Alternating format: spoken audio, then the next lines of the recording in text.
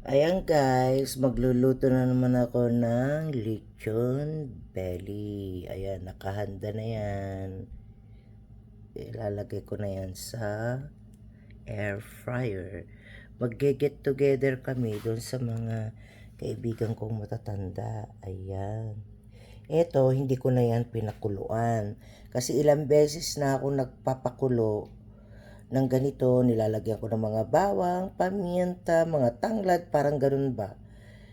Wala hindi rin magkakalasa.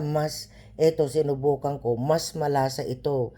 Nilagyan mo lang ng asin, ipapahid mo, tapos lagyan mo ng oil sa ibabaw, ay, ang lasa-lasa.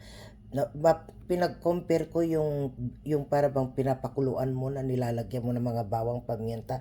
Eto, mas mananam. Ganyan. Kaya subok ko rin yung pinakuluan.